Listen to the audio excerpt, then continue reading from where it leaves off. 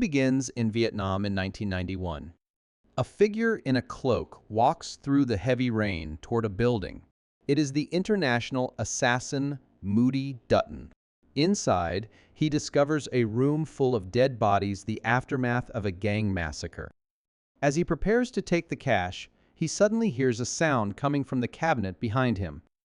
He stepped in to check with his gun in hand, but instead of an enemy, he found only a terrified little girl pointing a broken gun at him.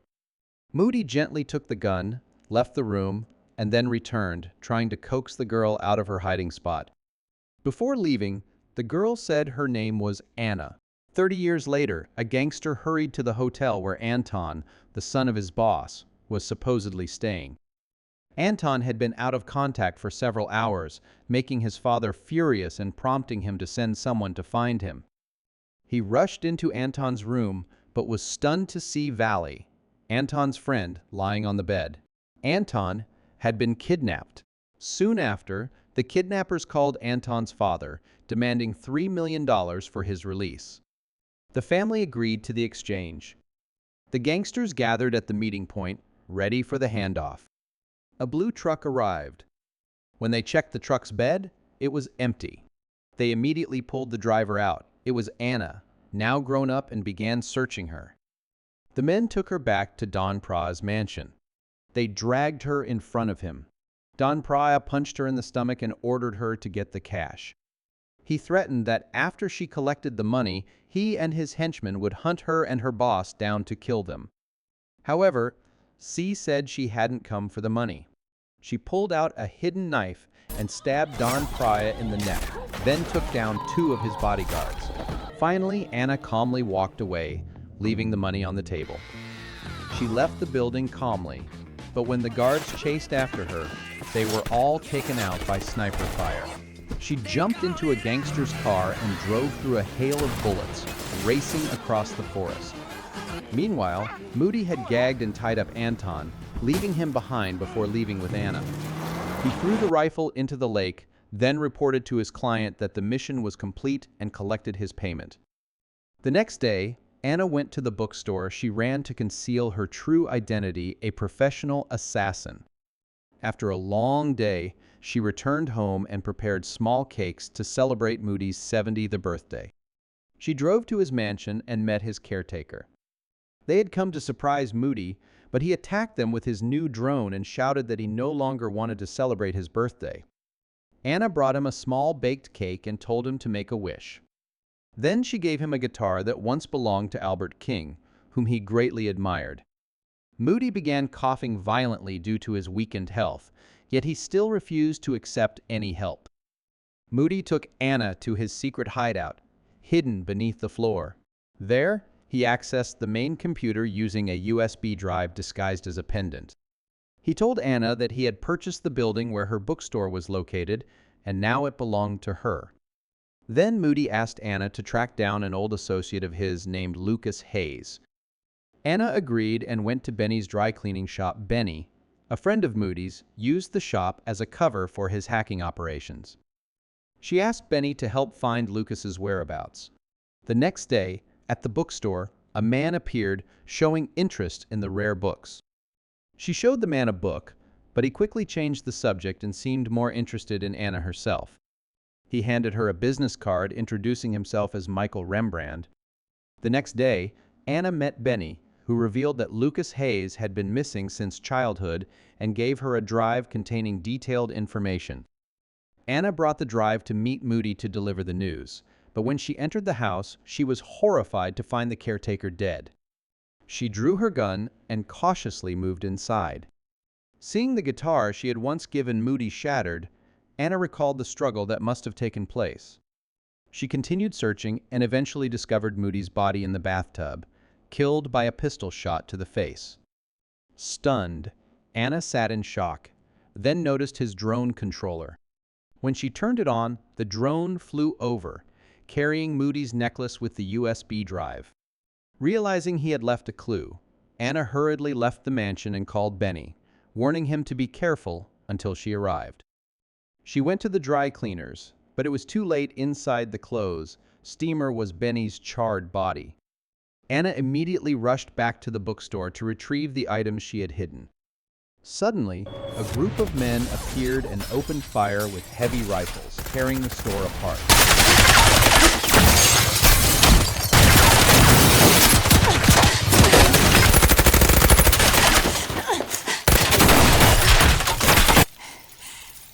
Anna dodged the bullets in time and took cover behind a table.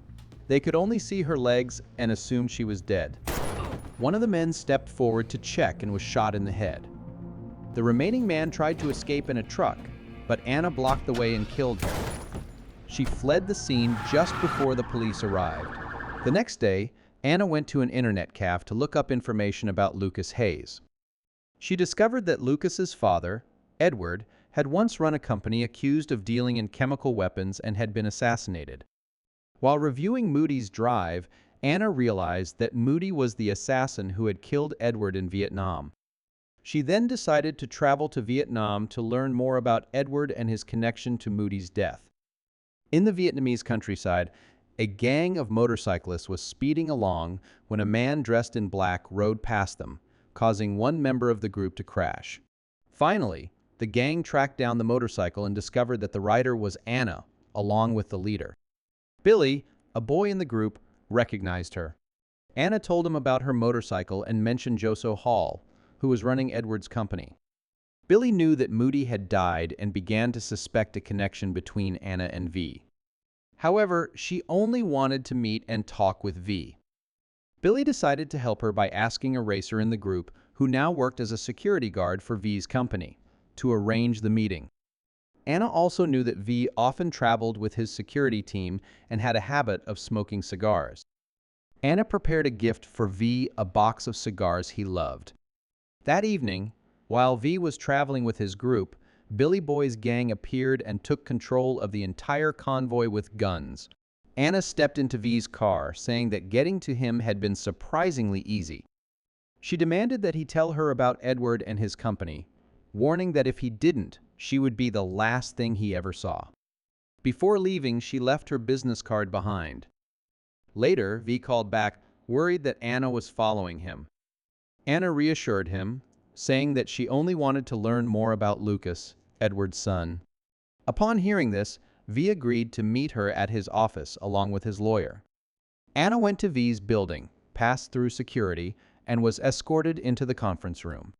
There, she spoke frankly, saying that 3 of her friends had died because of Lucas and that she wanted to know the truth about him. Du tried to stop Anna from asking any more questions. Suddenly, he shot the man across from him in the head, then took one of the cigars Anna had sent earlier to interrogate him about her. Anna scanned the room, made a cut across the man's face, and slipped into the ventilation system. Moments later, several others burst into the room and fired their guns into the ceiling. Anna narrowly avoided being hit, triggered the sprinkler system to cover the sound of her movements, then leapt down from above, aimed her gun at Du, and forced the others to drop their weapons. Anna escaped by using an electrical cable to electrocute her pursuer.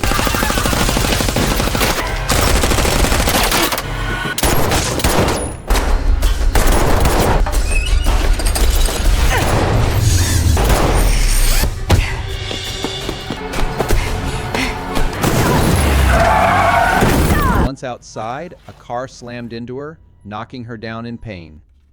Du and his men captured her and began interrogating her. Despite being tortured for hours in an isolated room, Anna stubbornly refused to reveal anything. Anna refused to surrender, so Du brought in a specialist, Rembrandt. Rembrandt offered to help Anna on the condition that she help him in return. Later he spoke with Du, who was reluctant about Rembrandt's involvement but had no other choice, since Du had killed V without their boss's permission. Rembrandt left, but V disagreed with the plan and intended to kill Anna. Meanwhile, Rembrandt feared that their boss would blame him and cut him out of the organization. He ordered 3 of his men to tie Anna up and wrap cloth around her neck to stage it as a suicide. However, when one of them got too close, Anna immediately fought back. She broke free, used a food tray to knock out the men, and then took down the last one with brutal force.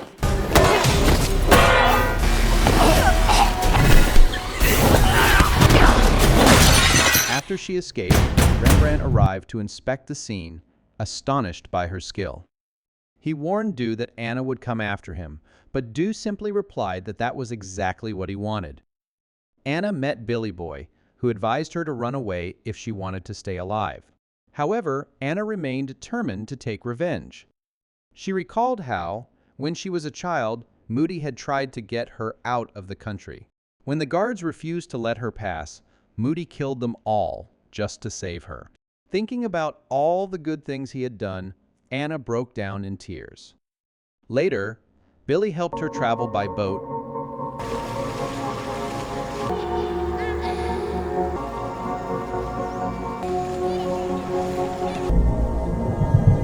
deep into the jungles of Vietnam to a Catholic hospital, where Lucas Hayes had last been reported seen many years earlier. Anna pretended to be a Ministry of Health official and requested that the nuns hand over Edward's records. She called Billy Boy to check the file number and discovered that Lucas Hayes had never left the hospital. Anna returned to the hospital and discovered that Lucas had been brought back there under the alias Christian. He had been moved into a private room, and Anna realized that Lucas was both deaf and blind. Shortly after, she received a call from Rembrandt, who said he knew she was at the Catholic school and wanted to meet her.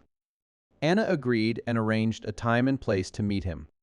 During dinner, he advised Anna to stop pursuing his boss. The two secretly pointed their guns at each other under the table. The tension was palpable, yet it gradually turned into mutual attraction. Rembrandt warned Anna that she would die if she continued, but she remained determined to avenge Moody. Afterward, Anna left. When Rembrandt exited the restaurant, one of Dew's subordinates called Dew to ask for permission to assassinate him. Dew agreed, then informed Rembrandt that he had located Anna's hotel room. Moments later, Rembrandt was ambushed. He fought back fiercely, taking down two attackers.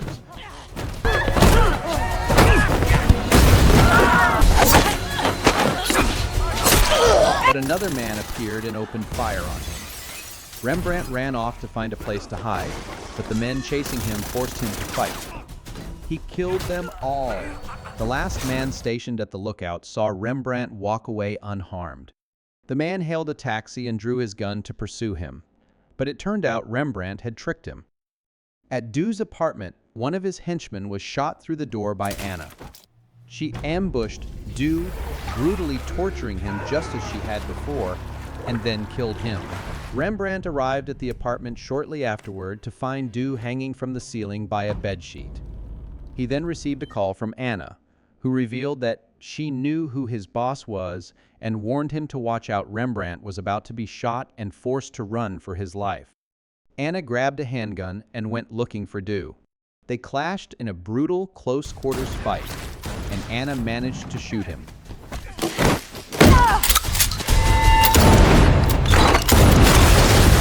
She pulled out a knife and kept chasing him as the two struggled fiercely. In the end, Rembrandt slashed Anna's cheek and fled the building.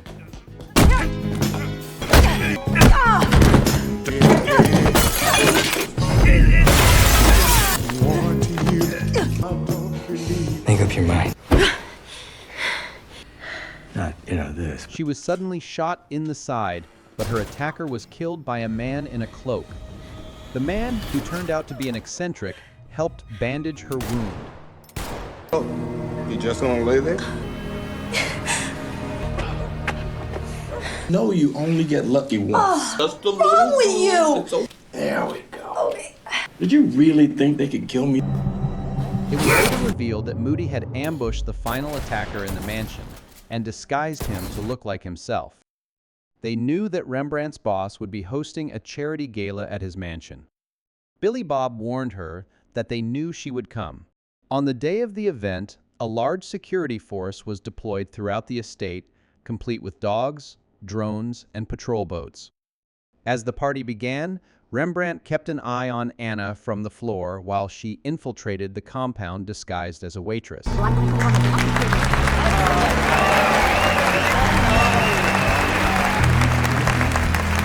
My crusty heart to look across the business associates. The unfamiliar faces will not remain so for long. The few former When foes... Rembrandt's boss appeared and started his speech, Anna readied her gun and saw Rembrandt trying to avoid Moody. However, Moody still spotted her and tackled her to the ground, causing chaos before Anna could fire. The boss was hurriedly escorted from the ballroom into the panic room and locked inside. Meanwhile, Anna reopened her wound, leaving a trail of blood for Rembrandt to follow. She attacked him but was shot in the shoulder while trying to escape. Rembrandt continued to hunt her down. Inside the panic room, Moody ambushed the boss.